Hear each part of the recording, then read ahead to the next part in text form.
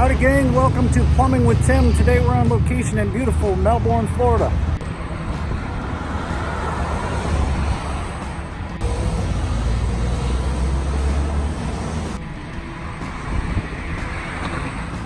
Today we're on a busy intersection here in town, right off the US 1.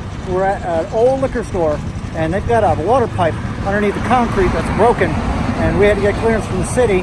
And we're going to have to use a generator. There's no power out here, and break it up and see if we can fix the leak.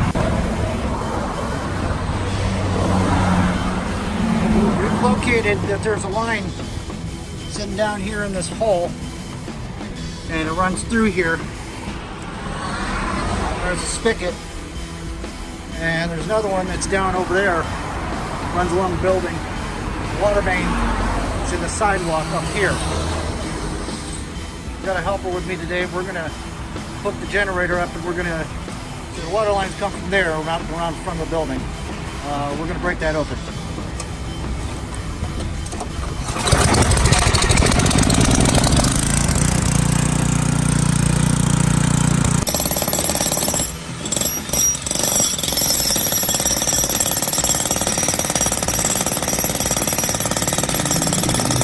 Holy smokes, I think we found the leak.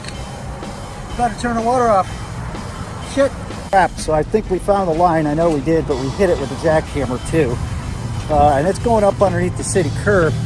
I'm just kind of contemplating whether we need to get in there. The city said that they would fix the concrete, but it's a good one. It looks like there's an old brass union underneath there that failed. I'm going to start the generator back up and open up some more concrete so we can really get in there and see what we're up against. Yeah, this is kind of hairy work, working right out here. Just last week, about a quarter mile up the street by the shop, there was a gentleman that got ran over and killed. He was on a bicycle right here on the sidewalk. So we just need to be mindful.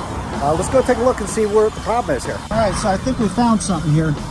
Where that copper, looks like in some half-inch PVC, snapped.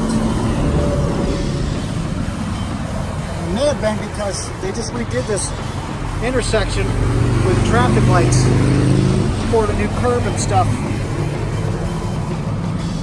So we're gonna have to try to break out a little bit more of this concrete here. I don't want to get into the face, and see if we can tie this back on and replace this part of the pipe.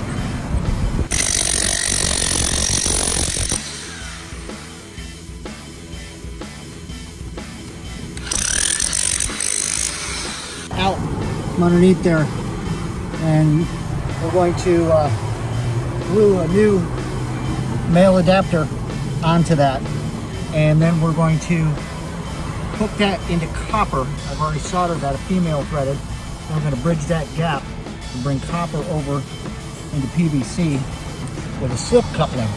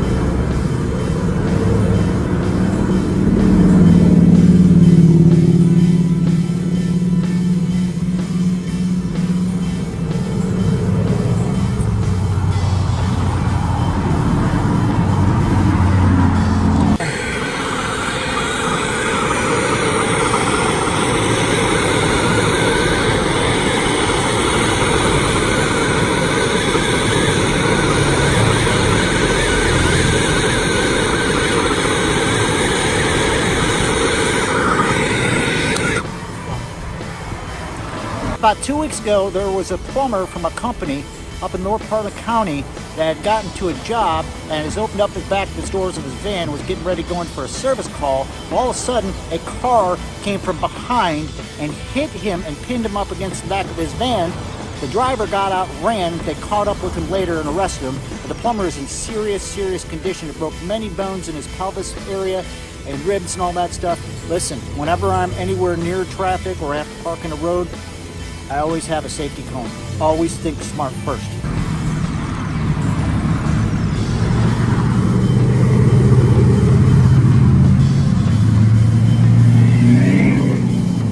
So that's it.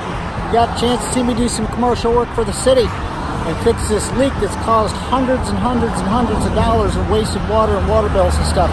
Listen, plumbing isn't always glorious, and you have to work around real dangers such as this, feet away from 55-mile-an-hour cars roaring through here and stuff. Hey, leave me a comment. Don't forget to subscribe. Until next time, it's been Plumbing with Tim. Keep plumbing.